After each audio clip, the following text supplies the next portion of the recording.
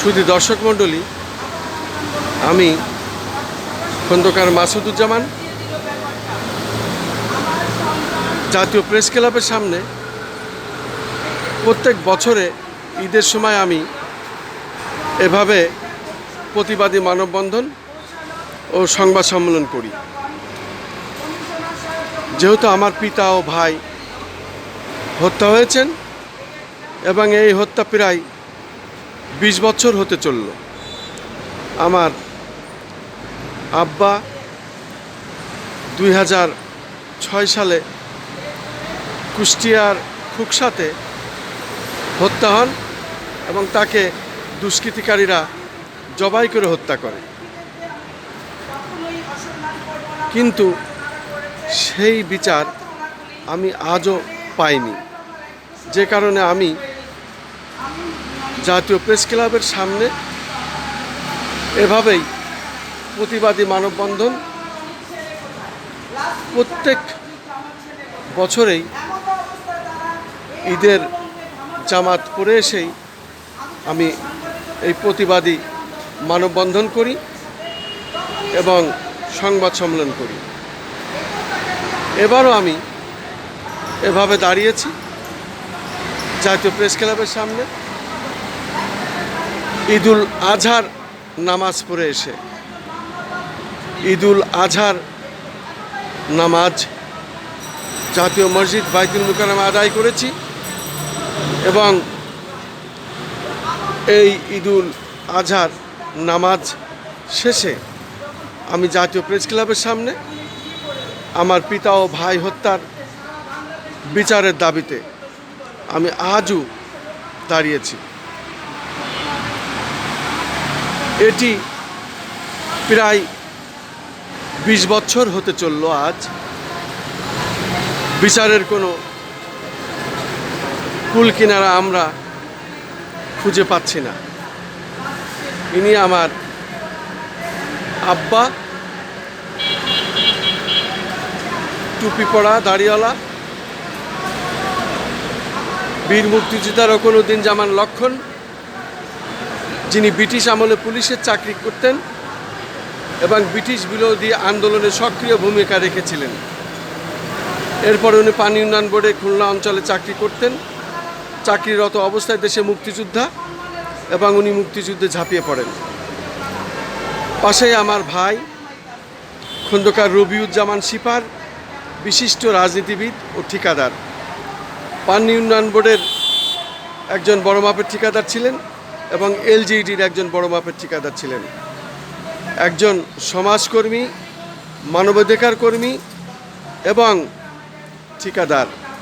এই বিশিষ্ট রাজনীতিবিদ তাকেও নির্মম নৃশংসভাবে 2008 সালে ঝিনাইদহ জেলার মালিপাড়া গ্রামে নিজ গ্রামে দুষ্কৃতিকারীরা নৃশংস নির্মমভাবে হত্যা করে। তার বিচারও আমি আজও পাইনি। অথচ খুনিরা ঠিকই তারা দিনের আলোয় ঘুরে বেড়ায়, তারা ধরাছোঁয়ার বাইরে। তারা যখন যে সরকার ক্ষমতায় আসে তখন তার সাথে তারা হাত মেলায়। তাই তাদের আর কেউ কিছু করতেও পারে না, আইনের আওতাও আনা যায় না, বিচারও হয় না। এভাবেই বারবার তারা পার পেয়ে যায়।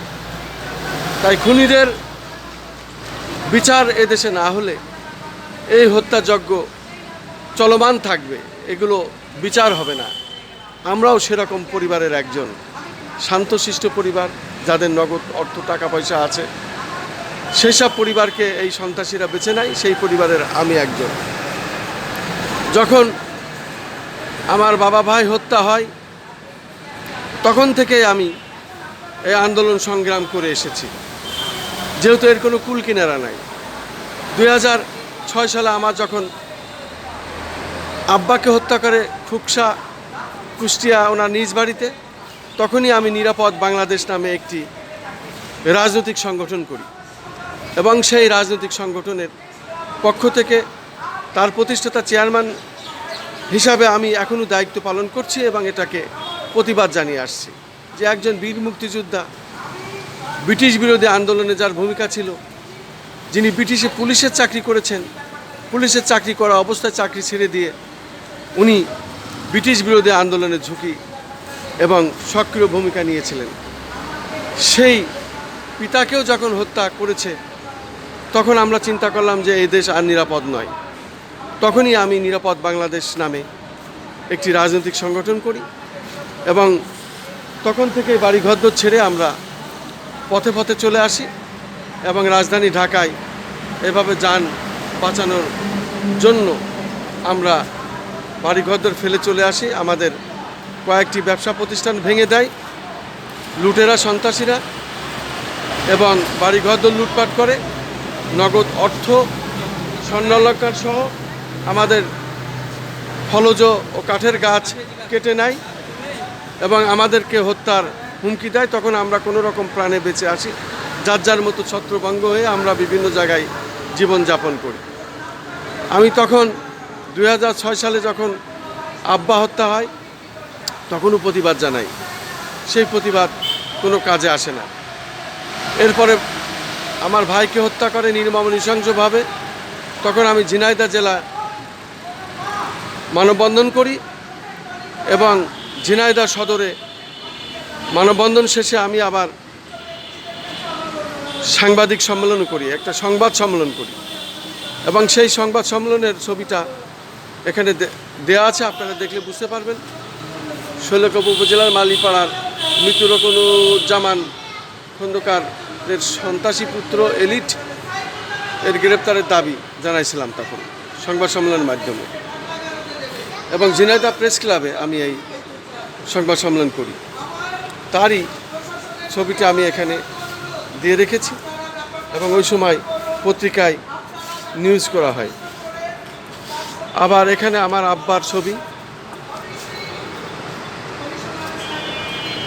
এখানে আমার ভাইয়ের ছবি।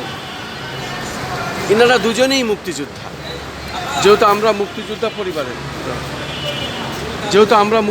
পরিবারের সন্তান, মুক্তিযোদ্ধার সাথে আমরা সক্রিয় ভূমিকা সার্বক্ষণিক রেখেছিলাম। সে কারণেই আমাদের প্রতি একটু বেশি রাজনৈতিক প্রতিপক্ষরা চটা ছিল, খেপা ছিল এবং সেই প্রতিশোধ তারা এইভাবেই নেয়। ওই সময় জাতীয় দৈনিক বিভিন্ন পত্রিকাতে নিউজ হয়, তারও কিছু ছবি আমি এখানে দিয়ে রেখেছি। এখানে সুলতানা পারভিনের ছবি আছে, যে আমার ভাইয়ের স্ত্রী। সে পরকীয়ার কারণে তার স্বামীর সাথে যোগসাজশে আমার ভাইকে হত্যা করে, স্বর্ণালঙ্কার সহ নগদ অর্থ সহ অনেক টাকা পয়সা সে নিয়ে চলে যায় এবং দীর্ঘদিনের এই প্ল্যান প্রোগ্রাম সেটা সে সম্পূর্ণ করেছে এবং সে মহা আনন্দে এখন আছে। এবং এখানে আমরা আব্বা এবং ভাইয়ের ছবি সম্মিলিতভাবে জাতীয় প্রেস ক্লাব সহ বিভিন্ন জায়গায় এগুলো আমরা প্রচার করেছি। বিভিন্ন সময় আমরা এগুলো প্রচারের জন্য রেখেছি, কিন্তু কোনো কাজ হয় না। তাই বলি বারবার যে বিচারের বাণী আজও নীরবে নিবৃত্তে কাঁদে। ঠিক আজও জাতীয় প্রেস ক্লাবের সামনে আমি ঈদের জামাত পড়ে এসে এই কুরবানি ঈদে আমার পিতা ভাই হত্যার বিচারের দাবি জানাচ্ছি। কিন্তু এই বিচার কবে পাব, কবে হবে সেটা আমাদের জানা নাই। তবু আমরা বিচার চাই। বিচার রাষ্ট্রকেই করতে হবে এই দায়িত্ব নিয়ে, যেহেতু রাষ্ট্রেরই দায়িত্ব বিচার করা। আর এই বিচার যতদিন না হবে ততদিন আমরা এভাবেই বাড়িঘর ছেড়ে আমরা মানববন্ধন করব, সংবাদ সম্মেলন করব এবং বিচারের দাবি জানিয়ে যাব। এই বিচার যতদিন না হবে ততদিনই আমরা আমাদের বিচার চেয়ে যাব রাষ্ট্রের কাছে। আমার ভাই খন্দকার রবিউজ্জামান বিশিষ্ট রাজনীতিবিদ, ঠিকাদার। তার অনেক টাকা পয়সা লুফে নিয়েছে মাফিয়ারা। জয়নাল হাজারী সহ আরও অনেকে এর সাথে জড়িত।